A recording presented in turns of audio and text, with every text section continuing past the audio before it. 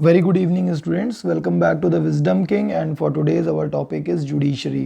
आज हम बात करने जा रहे हैं जुडिशरी की। तो जुडिशरी से मिलते जुलते कुछ फैक्ट्स हैं, आपको मैं बता दूं, क्योंकि कई सारे लोगों का ऐसा परसेप्शन होता है दैट मेल जो लॉयर हैं they are much better than the women lawyer. ठीक है, तो मैं आपको बता दूं कि जो पूरे भारत की जो पहली लॉयर रहीं वो आपकी कॉर्नेलिया शोराब जी थी। ठीक है, जो कि एक सोशल वर्कर भी रहीं।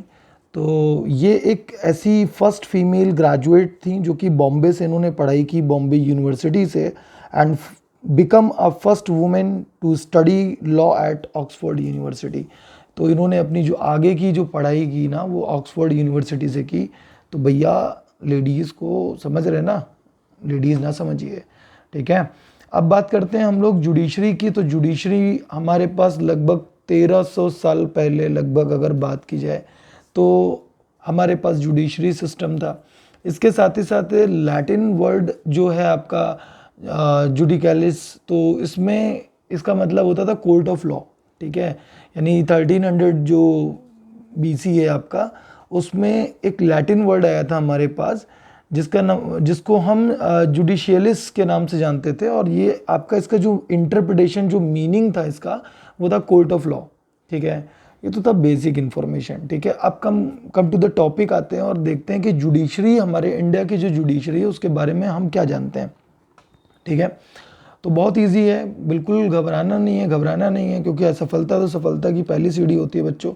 तो यहाँ पर बात करते हैं इंडियन एडमिनिस्ट्रेशन जो है वो हमारे 3 बेसिक पिलर हैं। ठीक है, इंडियन एडमिनिस्ट्रेशन के 3 बेसिक पिलर कौन से हैं? गवर्नमेंट को कुछ भी अगर जैसे करना है, जैसे कानून बनाना, उसको लागू कराना, और उस कानून में उन्होंने क्या लिख दिया उसको कौन बताएगा, तो वो उसका जो काम है वो अलग अलग डिवाइड कर दिया। तो एक काम दिया कानून बनाने का, मेकिंग लॉ। मेकिंग लॉ को आपने लेजिस्लेचर पार्ट का, मैंने कई बार आपको बताया कि जो लेजिस्लेटिव बॉडी है उसका काम होता है कानून बनाने का। ठीक है, तो ये हो गया legislature. Now come to the executive part.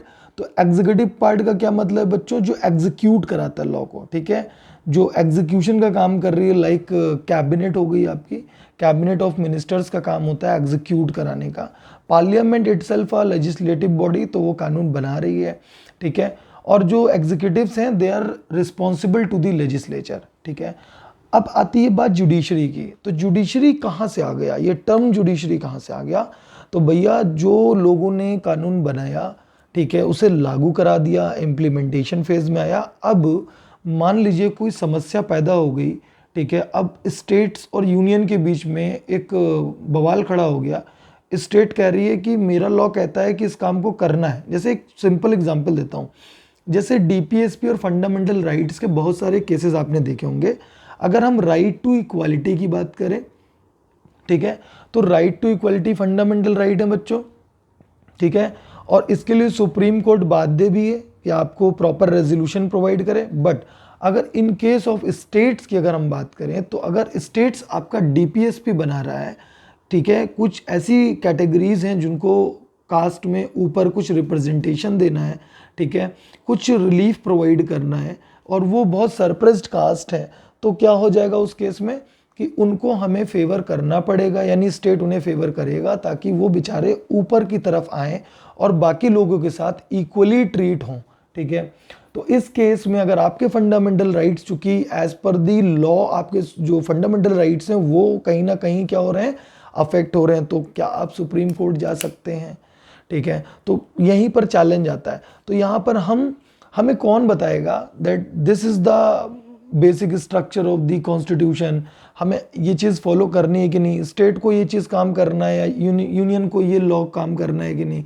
ठीक है, तो ये सारी चीज़ें जुडिशरी बताएगी। ठीक है, जुडिशरी उसका इंटरप्रिटेशन करेगी लॉ का कि भैया हो जो स्टेट्स है ना वो अपने प्रोविजंस बना सकते हैं, और उन सारे केसेस में जहाँ स्टेट्स उनके वेलफेयर के लिए बात कर रहा है, सरप्रेस्ड कास्ट को थोड़ा सा ऊपर की तरफ ले जाना चाहता है, तो उस केस में अगर फंडामेंटल राइट्स आपके अफेक्ट हो रहे हैं तो होते रहें। ठीक है, कोई ऐसी प्रॉब्लम नहीं। तो ये सारा इंटरप्रिटेशन का खेल है। तो इंटरप्रिटेशन के लिए हमारी जुडिशरी है, हमारे रिस्पेक्टिव जजेस हैं, हमारे पास लॉयर की पूरी टीम है, लाइक सुप्रीम कोर्ट की बात करें तो हमारे पास एक चीफ जस्टिस ऑफ इंडिया है, हमारे पास हाई कोर्ट की बात करें तो chief justice of high court है, ठीक है, हमारे पास डिस्ट्रिक्ट कोर्ट है, हमारे पास लोअर कोर्ट है। तो इस तरीके से जुडिशरी इंटरप्रिटेशन का काम कर रही है, ठीक, लॉ को बता रही है कि लॉ क्या कह रहा है, लॉ का मीनिंग क्या है, ठीक है, कोई अगर प्रोविजन है तो उसका क्या मीनिंग है, ठीक है, उसका लिमिटेशन क्या है, ठीक है। तो ये सारा काम बच्चों जुडिशरी करती है। अब बात करते हैं बेसिक पिलर। तो जैसे क्वेश्चन आ गया जुडिशरी को डिफाइन करिए, powers and functions of judiciary को डिफाइन करिए, तो सबसे पहले आपका काम होगा ये डायग्राम बनाना। आपने गवर्नमेंट को बताना है कि गवर्नमेंट बेटा 3 तरीके से काम कर रही है, इसके 3 बेसिक पिलर्स हैं, एक लेजिस्लेचर पार्ट है, एक एग्जीक्यूटिव पार्ट है एंड जुडिशरी पार्ट है, ठीक है। आई होप कितना समझ में आया होगा। अब आगे बढ़ते हैं, ठीक है।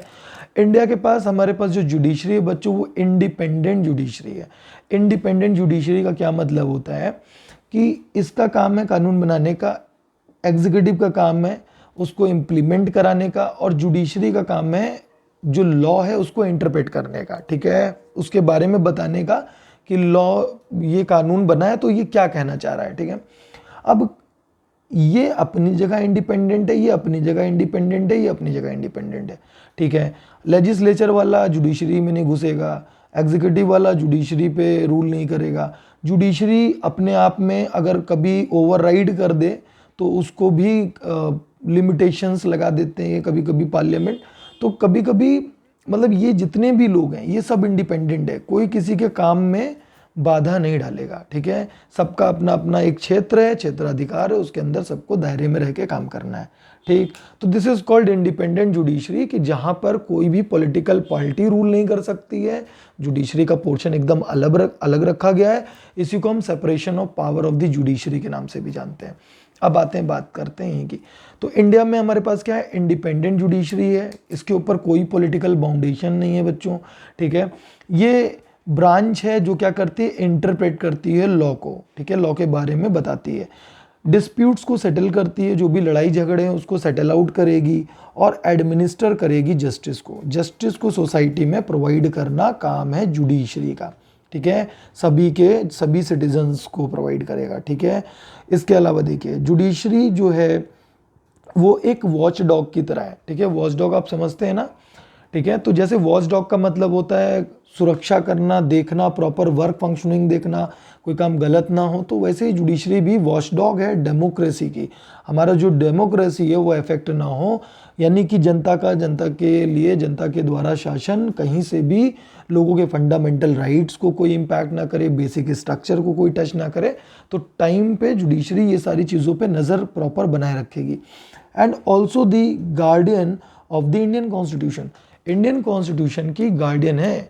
जैसे आपके गार्जियंस होते हैं आपको देखने के लिए, वैसे ही कॉन्स्टिट्यूशन का गार्जियन कौन है, जुडिशरी है। जुडिशरी देखती है कॉन्स्टिट्यूशन के किसी पार्ट को कोई टेस्ट तो नहीं कर रहा है, कोई कॉन्स्टिट्यूशन के जो टर्मिनोलॉजी है उससे कोई छेड़छाड़ तो नहीं कर रहा है, ठीक है, कोई अपने मतलब के लिए कॉन्स्टिट्यूशन में कोई फेरबदल तो नहीं कर दे रहा। तो इन सब पे प्रॉपर नज़र रहती है आपकी जुडिशरी की, और जुडिशरी के पास बहुत पावर है बच्चों। जुडिशरी अगर कोई काम आप गलत करते हैं, कोई पॉलिटिकल पार्टी कुछ गलत बिल ले आती है, उन सारे केसेस में भी जुडिशरी के पास पावर है, वो आगे डिस्कस करेंगे।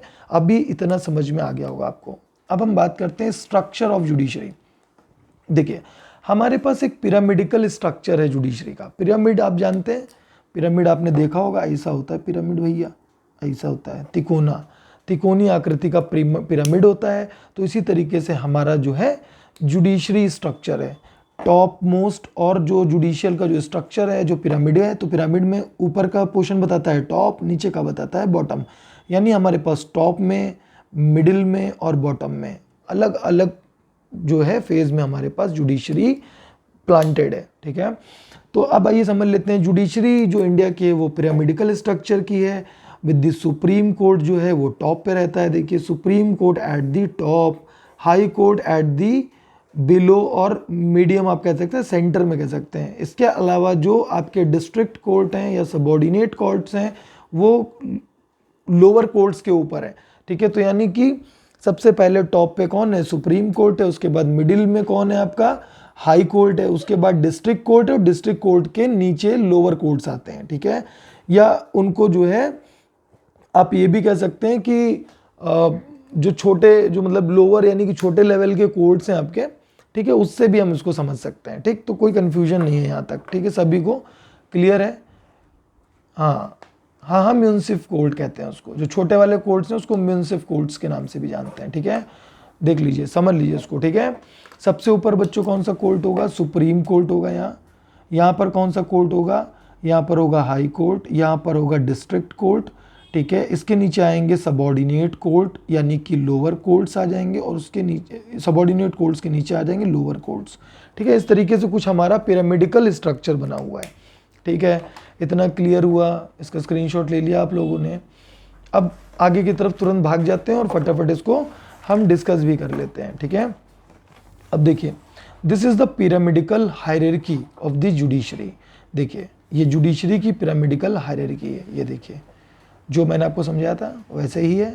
ठीक है, हु बहू। ठीक है, अब देखिए, सबसे अब एग्ज़ाम में जब आपने उसको डिफाइन कर लिया स्ट्रक्चर को, तो अब आपको बताना होगा कि सर हम आपको बताने जा रहे हैं एक पिरामिडिकल स्ट्रक्चर के बारे में, जिसमें थोड़ा थोड़ा हम आपको सुप्रीम कोर्ट, हाई कोर्ट और डिस्ट्रिक्ट सबॉर्डिनेट कोर्ट के बारे में थोड़ा थोड़ा ब्रीफ दे देंगे बस। ठीक है, इससे ज़्यादा सर हम नहीं बता पाएंगे। क्यों? क्योंकि सर जो है कॉपी में आपने जो नंबर दिए हैं ना सर 10 नंबर, तो 10 ही नंबर का क्वेश्चन को हम 10 ही नंबर नहीं, हम सर 20 नंबर का बताएंगे, लेकिन अभी हम वही बताएंगे जो आपने पूछा है। ठीक है, अब देखिए, टॉप पे सुप्रीम कोर्ट है और आपका मिडिल में हाई कोर्ट है, उसके बाद डिस्ट्रिक्ट कोर्ट है, और उसके बाद देखिए सबॉर्डिनेट कोर्ट्स हैं। अब इसमें थोड़ा थोड़ा लिखना क्या है, देखिए, सुप्रीम कोर्ट की जो बाइंडिंग होती है ना, जो रूल होता है ना, वो बाइंड होता है, या उसके जो डिसीजंस हैं वो बाइंड होते हैं सभी कोर्ट्स के लिए। सभी कोर्ट्स यानी सुप्रीम कोर्ट ने कुछ कह दिया तो उसको high court, district court, subordinate courts, lower courts, ये सब फॉलो करेंगे। तो इसकी रूलिंग बाइंडिंग, ठीक है, ये लॉ भी है बेटा, 141 आर्टिकल में इसको बताया भी गया है। ठीक है, ट्रांसफर जजेस ऑफ हाई कोर्ट, इसके पास इतनी पावर है कि ये हाई कोर्ट के जजेस को ट्रांसफर कर सकता है। ठीक है, केस को ट्रांसफर कर सकता है, अपने पास ले सकता है। अगर कोई केस हाई कोर्ट से सॉल्व नहीं हो रहा है, डिस्ट्रिक्ट कोर्ट उसमें बहुत टाइम लगा रहा है, ठीक है, या हाई कोर्ट बहुत टाइम लगा रहा है, तो क्या करेगा, सुप्रीम कोर्ट उस केस को अपने पास लेके उसे रिजॉल्व कर देगा। ठीक है, निपटा के दे देगा इनको। उसके बाद देखिए, ये जो हाई कोर्ट, एक हाई कोर्ट से दूसरे हाई कोर्ट में केस को क्या कर सकता है बच्चों, ट्रांसफर कर सकता है। ठीक है, ये पावर है सुप्रीम कोर्ट की। अब बात करते हैं हम लोग हाई कोर्ट की। हाई कोर्ट क्या करेगा, अपील को सुनेगा, because we have a appellate system. If you are not satisfied subordinate court, तो आप डिस्ट्रिक्ट कोर्ट जा सकते हैं। डिस्ट्रिक्ट कोर्ट से अच्छा रेजोल्यूशन नहीं मिला तो हाई कोर्ट जाएंगे, हाई कोर्ट में नहीं मिला तो सुप्रीम कोर्ट जाएंगे। तो we have a appellate system. तो ये अपील्स को सुनता है। इसी अपील का मतलब अपीलिएट, अपील है। ठीक है, नीचे वाले ने चिल्ला के अपील की कि भैया हो हमारी नहीं सुन रहा है, आप सुनो। ठीक है, तो ये सुनेगा, तो अपील सुनेगा लोअर कोर्ट्स की। इशू करेगा रिट्स। बच्चों, रिट्स का मतलब होता है कि जो रिटन ऑर्डर्स हैं, जो ऑर्डर्स ऑफ हाई कोर्ट्स हैं, ठीक है, ऑर्डर्स को क्या करता है, लिखित में ऑर्डर्स दे देगा तुम्हें। ठीक है, ऑर्डर जारी कर देगा तुम्हारे खिलाफ। ठीक है, और वो अगर ऑर्डर जारी कर देगा तो तुम भागते फिरोगे। ठीक है, ये ऑर्डर्स क्या है, रिट्स क्या है, इसके बारे में हम आगे समझेंगे। उसके बाद देखिए, deal cases with in jurisdiction. अब हर एक हाई कोर्ट का अपना ज्यूरिडिक्शन है। ठीक है, स्टेट हरियाणा का एक, आपका देख रहे हैं आप, पंजाब और हरियाणा का एक हाई कोर्ट है। ठीक है, अब उसकी जो ज्यूरिडिक्शन है वो ज़्यादा है। ठीक है, अब मान लीजिए यूपी की बात करें तो इसका अपना हाई कोर्ट है। ठीक है, उसकी ज्यूरिडिक्शन खाली यहीं तक है। तो हर एक स्टेट का अपना एक हाई कोर्ट है, और उस हाई कोर्ट की ज्यूरिडिक्शन उसका एरिया है। ठीक है, कोई किसी और के एरिया में जाके ज्यूरिडिक्शन नहीं देगा। ठीक है, कंट्रोल ओवर कोर्ट्स बिलो। तो हाई कोर्ट का कंट्रोल होता है सारे कोर्ट्स पे जो बिलो हैं, इसके बिलो हैं। ठीक है, अब ये नहीं कि हाई कोर्ट सुप्रीम कोर्ट पे वो लगाने लगा। ठीक है, हाई कोर्ट खाली अपने से नीचे कोर्ट्स के लिए कंट्रोल देखेगा। इसके बाद देखिए डिस्ट्रिक्ट कोर्ट। डिस्ट्रिक्ट कोर्ट में क्या है, ये डिस्ट्रिक्ट जो केसेस होते हैं उनको हियर करेगा, सुनेगा। अपील्स हैं जो नीचे से आ रही हैं उनको सुनेगा। डिसाइड करेगा केस को कि वो किस तरीके का, किस नेचर का है, क्रिमिनल ऑफेंस है, सीरियस टाइप का है, तो ऐसे। सबॉर्डिनेट कोर्ट्स, लोअर कोर्ट्स क्या करते हैं, ये भी सिविल और क्रिमिनल केसेस को, सिविल यानी कि आपका दीवानी के मामले होते हैं, क्रिमिनल यानी फौजदारी मामला। हिंदी में इसको समझ लीजिए, इसको कहते हैं दीवानी, दीवानी में दीवानी, और ये हो गया आपका फौजदारी। ठीक है, फौजदारी मामले होते हैं, क्रिमिनल केसेस। ठीक है, मजिस्ट्रेट देखता है, ये सिविल जज देखता है। ठीक है, जनरली कभी कभी सिविल केसेस क्रिमिनल में कन्वर्ट हो जाते हैं। अब किसी ने अपनी वाइफ को एक कंटाप जड़ दिया तो सिविल का मामला है, जड़ते जड़ते मार दिया तो क्रिमिनल मामला है, समझ रहे हैं। तो कभी कभी सिविल मामला क्रिमिनल में कन्वर्ट हो जाता है, ठीक है। तो उसको भी मजिस्ट्रेट देखता है जब क्रिमिनल ऑफेंस हो जाता है। इसके बाद देखिए ब्रांचेस ऑफ लीगल सिस्टम। इस लीगल सिस्टम की जो ब्रांचेस हैं वो क्या है, तो जुडिशरी एक तो क्रिमिनल केसेस को देखता है बच्चों, जो क्रिमिनल नेचर के होते हैं, ठीक है। जो क्रिमिनल केसेस के हैं, जो सिटीजन्स ऑफ इंडिया क्राइम कर रहे हैं वो सारे डील होंगे क्रिमिनल केसेस में, यानी फौजदारी मुकदमे। सिविल केसेस में दीवानी डिस्प्यूट्स हो गया, पिलो फाइट्स हो गई, बीवी हस्बैंड में पिलो फाइट हो गई, थप्पड़बाजी हो गई, ठीक है। बहू सास को खाना नहीं दे रही, सास बहू को खाना नहीं दे रही, इस टाइप के अगर डिस्प्यूट्स हुए तो ये हो जाएंगे आपके सिविल के मुकदमे, ठीक है। कुकर फेंक के मार दिया, ये सारे मुद्दे आ जाएंगे। उसके बाद देखिए, उसके बाद कॉमन लॉ या केस लॉ आता है, ठीक है। स्टेट डिसीजन भी कहते हैं बच्चों उसको। ये होता क्या है, एक्चुअली में बहुत सारे केसेस ऐसे आ जाते हैं जो ना ही सिविल के मुकदमे हैं ना ही आपके क्रिमिनल टाइप के नेचर के हैं। नहीं मतलब मैं ऐसा नहीं कह रहा हूँ, मैं ये कह रहा हूँ कि हो सकता है कि कुछ ऐसा आ जाए मुकदमा जो पहले से जज ने लिख रखा है, ठीक है। मान लीजिए कि राम मंदिर का जो केस है, ठीक है, अब वो ऑलरेडी 700 पन्ने 800 पन्ने जो भी रिपोर्ट्स हैं, ठीक है। अब कोई जज उसको दोबारा से अगर वो मुद्दा आएगा तो कोई दोबारा से उसे पढ़ने नहीं बैठेगा, ठीक है। तो जो जजों ने पहले से जो डिसीजंस दिए हैं उसकी एक बुक उन्होंने तैयार कर ली है प्रीवियस केसेस की, तो उसी से मिलते जुलता कोई केस आ गया तो उसी बुक से देख के डिसीजन दे देते हैं, ठीक है। जैसे मान लीजिए कि आप मान लीजिए किसी कॉलेज में हैं, ठीक है। उस कॉलेज में आपने क्या किया, दूसरे बच्चे की पेंसिल चुरा ली, तो भाग के दोनों लोग गए एचओडी सर के पास कि एचओडी सर हो हमारी पेंसिल धर लिया ये। तो एचओडी सर ने कहा ठीक है भाई 20 रुपये फाइन दे दो, ठीक है। अब वही केस मान लीजिए अगले साल हो गया, किसी बच्चे ने फिर पेंसिल उठा ली, तो वो पेंसिल उठा ली फिर से या पेन चोरी कर लिया तो वही रूल फिर से फॉलो करा देगा एचओडी, ठीक है।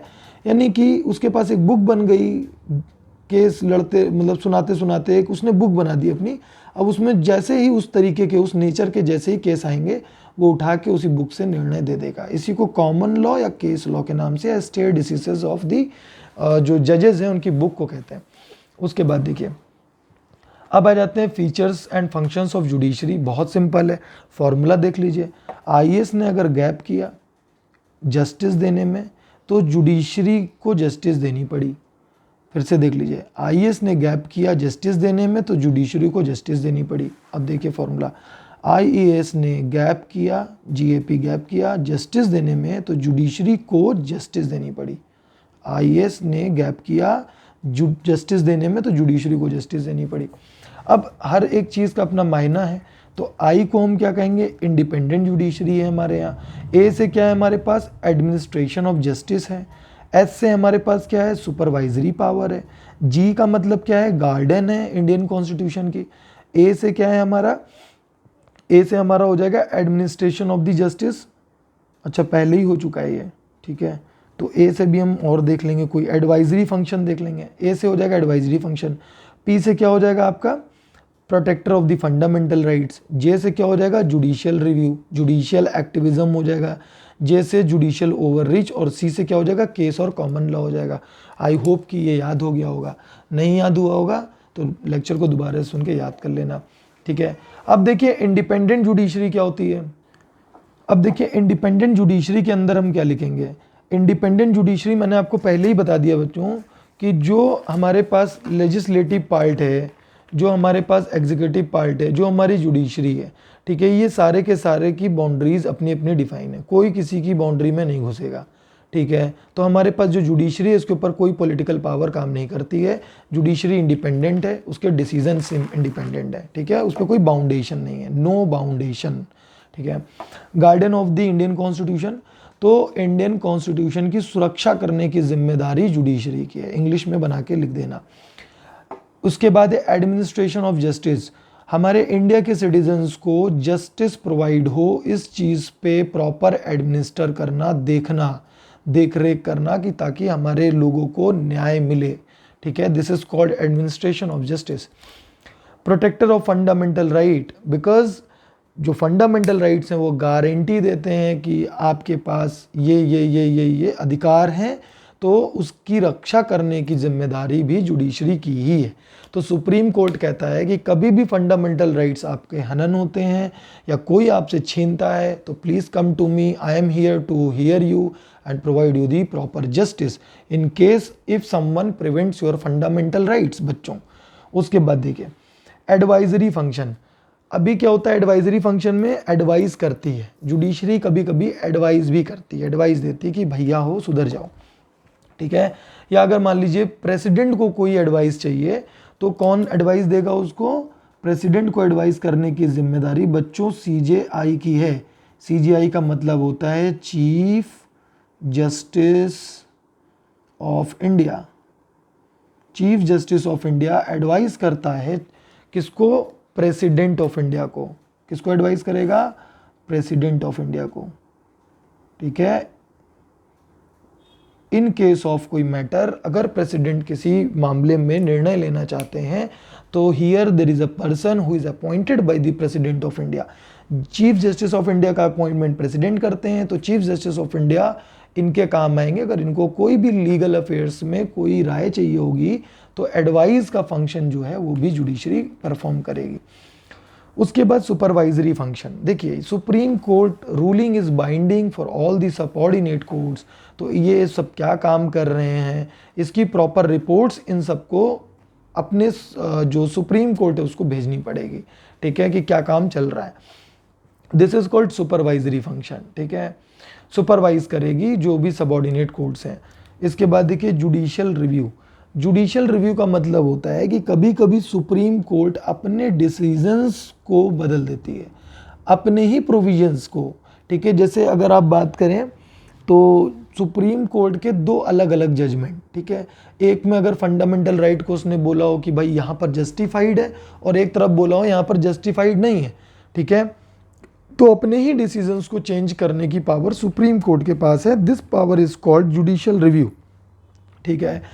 अब देखिए इसमें एक चीज़ और भी हो सकती है कि अगर कोई बिल जो भी देश के अगेंस्ट में बन गया, कोई ऐसी प्रॉब्लम अराइज हो गई समाज में, तो भी जुडिशरी के पास एक ऑप्शन होता है कि वो जुडिशियल रिव्यू लेके उस पर्टिकुलर केस को खारिज कर सकती है, ठीक है। तो ये भी जुडिशियल रिव्यू में आता है। इसके बाद आता है बच्चों जुडिशियल एक्टिविज्म। अब जुडिशियल एक्टिविज्म क्या होता है ये भी समझा देता हूँ आपको। तो जुडिशियल एक्टिविज्म का मतलब होता है बच्चों कि जो जुडिशरी है ना वो क्या करती है, अपहोल्ड करती है राइट्स सिटीजन्स के और प्रिजर्व करती है जो कॉन्स्टिट्यूशनल राइट्स हैं सिटीजन्स ऑफ इंडिया के उसको, ठीक है। तो जुडिशियल एक्टिविज्म का मतलब है uphold and preserve the rights of the citizen, ठीक है। क्या मतलब हो जाएगा? Uphold and preserve the fundamental rights of citizen of India, ठीक है। तो अपहोल्ड करना, प्रिजर्व करके रखना फंडामेंटल राइट्स ऑफ इंडिया को, तो this is called the judicial activism, ठीक है।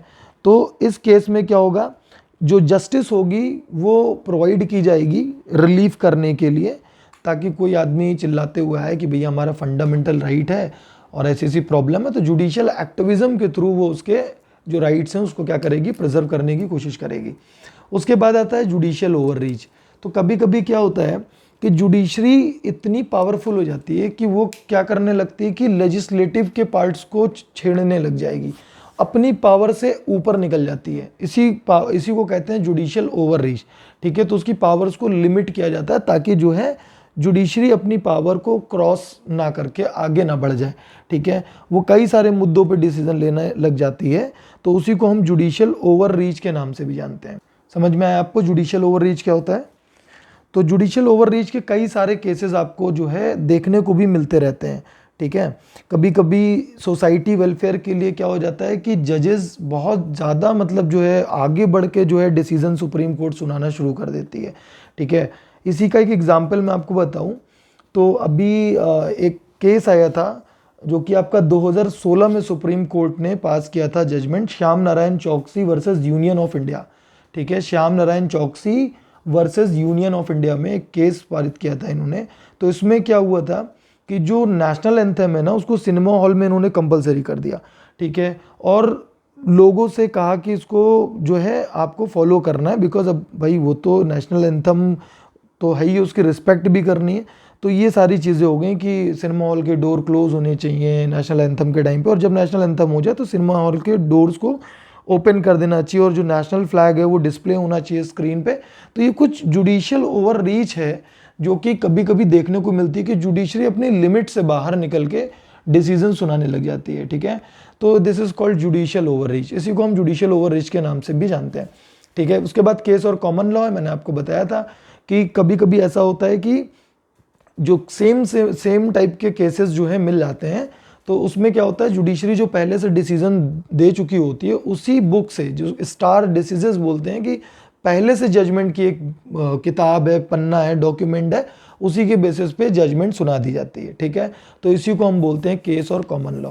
आई होप आपको वीडियो समझ में आया होगा, आपको चीज़ें क्लियर हुई होंगी। अगर आपको समझ में आया हो, अच्छा लगे तो वीडियो को लाइक एंड सब्सक्राइब कीजिएगा।